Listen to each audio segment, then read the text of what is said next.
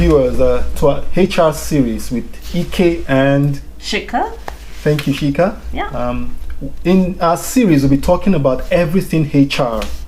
And the purpose is basically to enlighten audience about all the issues surrounding HR, everything that you need to know in HR. HR, as you know, is very vast, and we'll be talking so much and educating our viewers about everything HR and the intersecting topics around it. Yeah. And also I think what we can add is that we're going to be trying to give our perspective on what HR is about, how HR has been perceived from our experience, because we worked in the industry, in a multitude of industries.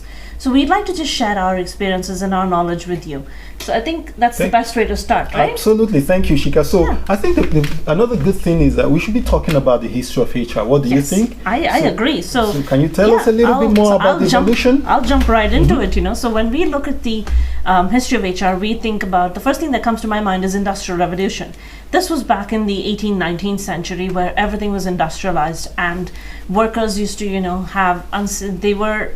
didn't know what they were getting into, but basically they were having unsafe work conditions. They had, places that were in mines, factories, mills, everything that included them to work at least a minimum of, say, 16 to 17 hours in a day. Oh my goodness, 16 to 17 hours a day? Exactly. So, this is the kind of mentality that they had, because, they were not told what they would do. They just said, we need this done. And whatever means you take it, you do it. So this is the message that organizations portray. So it was naturally, HR naturally began to evolve from there when we started to think about factory workers and the working conditions and stuff like that. Can you tell us a little bit more about that? Yeah. So when this emergence took place of factory workers, where the transition that happened was from smaller workshops, smaller work areas to larger factories. So because during the 18th, 19th century, you had very few big companies. Everything was small and medium businesses, family-owned businesses, agricultural-based industries. This is what was the bread and butter for everyone. But when the Industrial Revolution came, everyone started thinking big. So they wanted to increase their production tenfold. They didn't want to think small anymore. They wanted to think big. So in other words, the naturally dovetailed into the issue of working conditions for workers. Yeah. Can you tell us more about that, Shika? When they talked about harsh, this was kind of the time when there was a lot of harsh working conditions.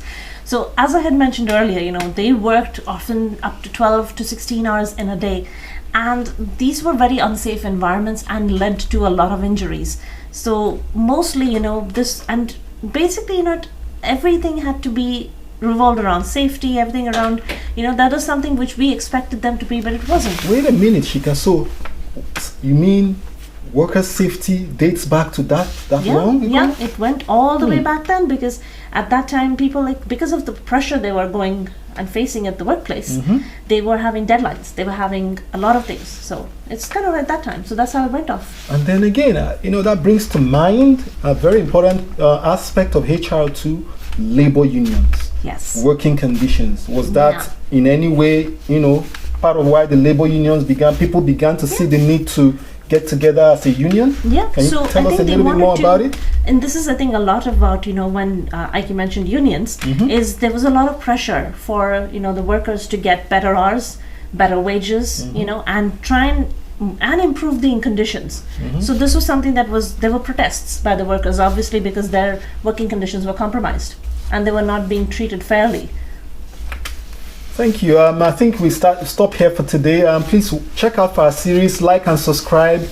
We'll be sharing more videos with you about how to, Yeah, and we will continue what the next steps are. So there's a lot more. History doesn't end here. It never ends here. Next chapter, everyone. Thanks a lot. Bye, guys. Thanks a lot. Bye.